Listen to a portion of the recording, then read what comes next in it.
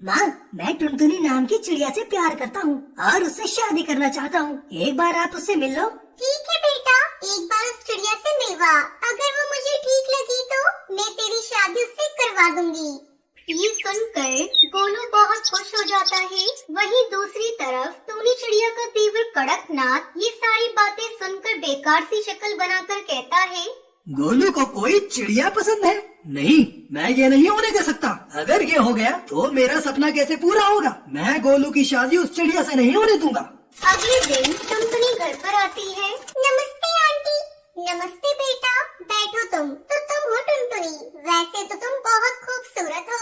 टूनी चिड़िया टुनटुनी से बातें करने लगती है। तभी कड़कनाथ से वहाँ आता है। अरे भाभी, ये घर में कौन आया है? अरे ये गोलू की कॉलेज फ्रेंड है, बात करने के लिए बुलाया है घर पर। अच्छा भाभी, मुझे लगा इसका रिश्ता पक्का कर रही है हमारे गोलू के साथ। वो क्या है ना, मैंने आपको बात करते हुए सुन लिया था थोड़ा सा। कोई बात नहीं, अगर मुझे चिड़िया में सारे गुण दिखे तो मैं उसकी शादी अपने बेटे से करा दूंगी। अच्छा भाभी, मुझे कुछ तो करना पड़ेगा, ये शादी तो मैं नहीं होने दूंगा। टूनी चिड़िया अपने बेटे की शादी टुनटुनी से करवाने के लिए तैयार हो जाती है। गुस्से से बौखलाया कड़कनाथ अगले दिन ही गांव से अपनी बेटी टुनटुनी को अपने पास रहने के लिए बुलाता है।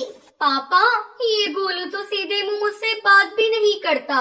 वो मुझसे शादी कैसे करेगा? तू चिंता मत कर बेटी, तेरी शादी तो गोलू से मैं हर हालत में करवा कर रहूंगा, चाहे उसके लिए मुझे कुछ भी करना पड़े। उन दोनों की ये बातें टूनी चिड़िया सुन लेती है। तभी कड़कनाथ सेठ उसे देख लेता है और कमरे में पकड़कर ले आता है। भाभी जी, हम दोनों की बातें सुन ली, ये अच्छा नहीं किया आपने। कहाँ जा रही थी ऐसे भागकर? देवर जी, मुझे यकीन नहीं हो रहा आप हमारे बारे में ऐसा सोचते हैं। मैं अभी तुम दोनों की असलियत अपने बेटे को बता कर आती हूँ। तो सुनो मेरी प्यारी भाभी, आपके बेटे की प्रॉपर्टी उससे हथियाने के लिए मुझे सुंदरी की शादी गोलू से करानी पड़ेगी, क्योंकि शादी होने के बाद उस प्रॉपर्टी का आधा हिस्सा उसकी पत्नी का होगा। अब आपको सारी बात पता चल गई है, आपको जाना होगा। आपके बेटे की शादी मैं करा दूंगा। Tata, bye bye.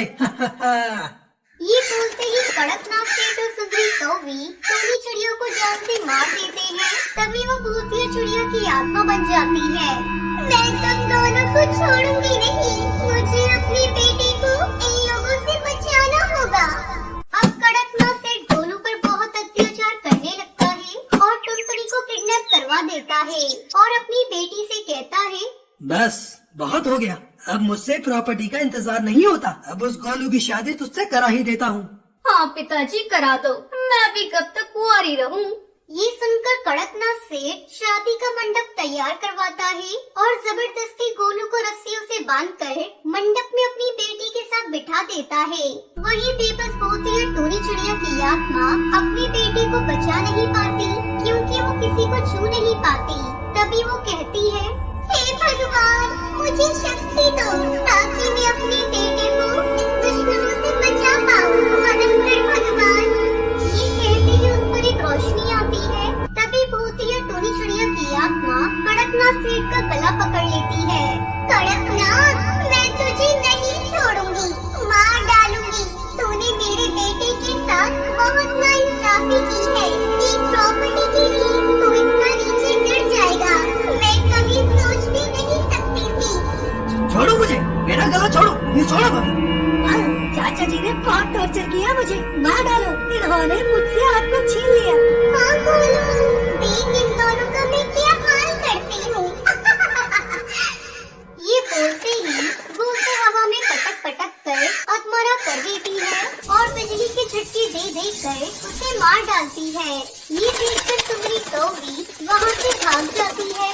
माँ, इन लोगों ने मेरी टुनटुनी को किडनैप कर लिया है, वो कहाँ होगी? तू चिंता मत कर बेटा, मैं तेरी शादी टुनटुनी से ही कराऊंगी।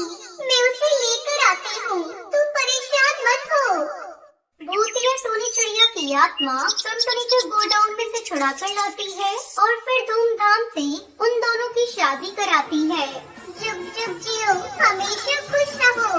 आज अपने बेटे को दूल्हा बनकर देख मैं बहुत खुश हूँ। टुनटुनी बेटा, इसका ख्याल रखना, मुझे अब जाना होगा।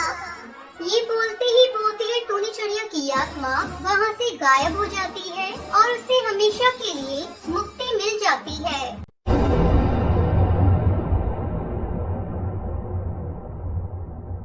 एक गांव में कालू नाम का एक गरीब इडली बेचने वाला कौवा रहता था। वो रोज अपनी साइकिल के ऊपर ढेर सारी इडलियां लेकर शहर बेचने जाया करता था। इसी तरह एक रात कालू इडली बेचने दूसरे गांव जा रहा था। तभी अचानक रास्ते में एक भूतिया टुई चिड़िया की आत्मा उसका रास्ता रोक लेती है। ओए ठहर जा इडली वाले, मुझे बहुत भूख लगी है, चल जल्दी से मुझे ढेर सारी इडली खिला। क्या भूतिया चिड़िया की आत्मा, तुम ये क्या कह रही हो? ओए हाँ, मुझे इडली खानी है, चल मुझे ढेर सारी इडली दे। नहीं नहीं, अगर मैं तुझे इडली खिला दूंगा तो फिर मैं गांव जाकर क्या बेचूंगा? देख, बड़ी मुश्किल से मेरे परिवार का गुजारा होता है, तू मुझे यहाँ से जाने दे। ओए तू चिंता मत कर, मेरी भूख शांत होने के बाद मैं तुझे मालामाल कर दूंगी। अरे तू तो एक भूतिया चिड़िया की आत्मा है, तू मुझे कैसे मालामाल करेगी? तेरे पास पैसे कहाँ से आएंगे? तभी अचानक भूतिया टुनी चिड़िया की आत्मा के गले में एक सोने की चैन प्रकट हो जाती है। उसकी चमक देख कालू खुश हो जाता है। अरे ये क्या, लगता है ये कोई जादुई भूतिया चिड़िया की आत्मा है। उसके बाद कालू इडली निकालकर भूतिया चिड़िया की आत्मा को खिलाने लगता है। देखते ही देखते वो बहुत सारी इडलियां खा लेती है। अरे वाह, तेरी इडली तो बहुत ही स्वादिष्ट है, खाकर मजा आ गया। तूने मेरा पेट भर के मुझे खुश कर दिया। तू मेरे साथ चल, मैं तेरी गरीबी दूर कर दूंगी।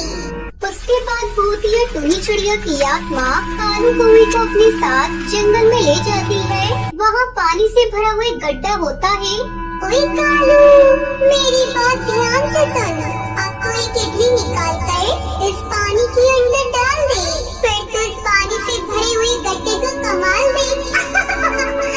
उसकी बात सुनकर कालू फौरन अपनी टोकरी से एक इडली निकालकर उस पानी के भरे गड्ढे में डाल देता है। तभी अचानक वो इडली एक विशाल रूप धारण कर लेती है और एक इडली घर के रूप में बदलकर पानी के ऊपर तैरने लगती है। ये नजारा देखकर कालू की आंखें फटी की फटी रह जाती है। अरे बाप रे बाप, मेरी इडली तो एक बड़े घर में बदल गई। आखिर ये चमत्कार कैसे हो गया? ओए कालू, मैं जादुई भूतिया चिड़िया की आत्मा हूँ। मैं इसी तरह गरीब पक्षियों की परीक्षा लेकर उनकी मदद किया करती हूँ। तू मेरी परीक्षा में पास हो गया, इसलिए मैंने तुझे इनाम के तौर पर ये जादुई इडली का घर दिया है।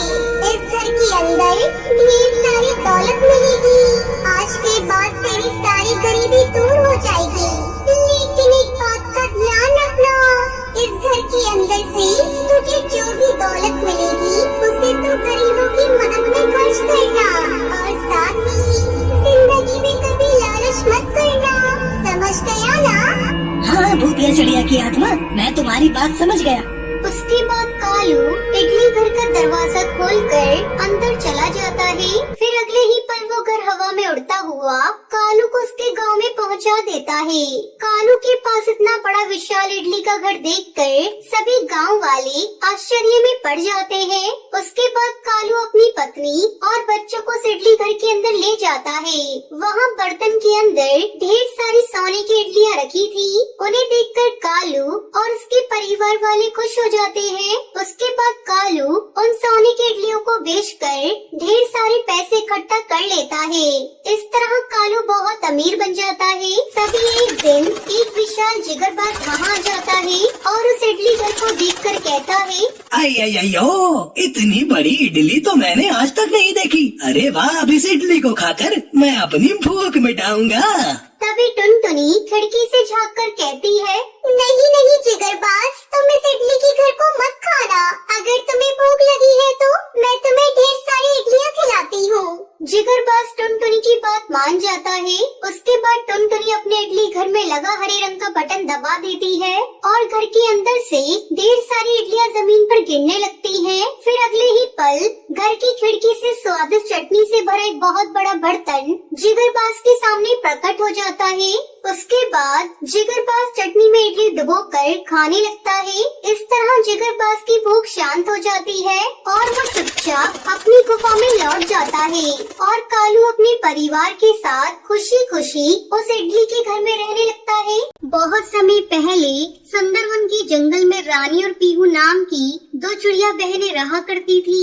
जब दोनों बड़ी हुई तो रानी की शादी एक बहुत बड़े अमीर कौवे से होती है, जबकि पीहू चिड़िया की शादी एक बहुत गरीब कबूतर से होती है। शादी के कुछ महीनों बाद रानी अपनी बहन से मिलने उसके घर आती है। पीहू उसे देखते ही खुश हो जाती है और कहती है, आओ दीदी, तुमने अपने आने की कोई खबर नहीं दी। अगर तुमने बताया होता तो मैं राजू को तुम्हें लेने के लिए भेज देती। तब रानी कहती है, पीहू, इसकी कोई जरूरत नहीं, मैं अपनी हवाई मोटर में आई हूँ। चलो जल्दी से एसी ऑन कर, मुझे बहुत गर्मी लग रही है।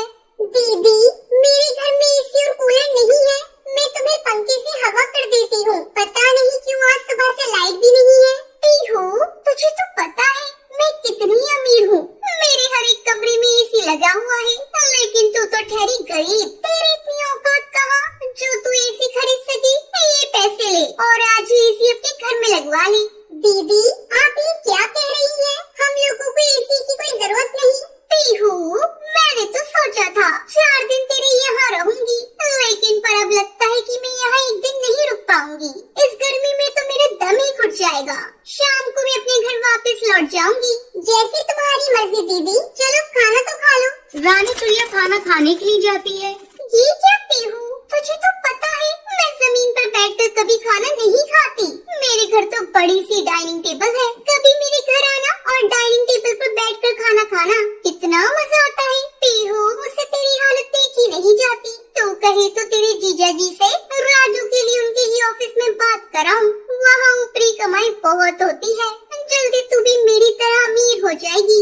अरे नहीं दीदी, हम लोगों की ईमानदारी की 2 सूखी रोटी ही अच्छी है, हमें ऊपरी कमाई नहीं चाहिए। रानी अपनी बहन की ये बात सुनकर गुस्सा हो जाती है। पीहू, मुझे तेरी ये बात अच्छी नहीं लगती, मैं तो तेरे भले के लिए कह रही थी। ठंडे दिमाग से सोचना, फिर मुझे बता देना, मैं तेरे जीजा जी से बात करूंगी। अब मैं चलती हूँ। इतना कहकर रानी अपनी हवाई मोटर में बैठकर चली जाती है। कुछ दिन यूं ही गुजर जाते हैं। इधर पीहू के पति का प्रमोशन हो जाता है, उसकी आमदनी बढ़ जाती है। अब पीहू को किसी चीज की कमी नहीं थी। कंपनी की तरफ से राजू कबूतर को बंगला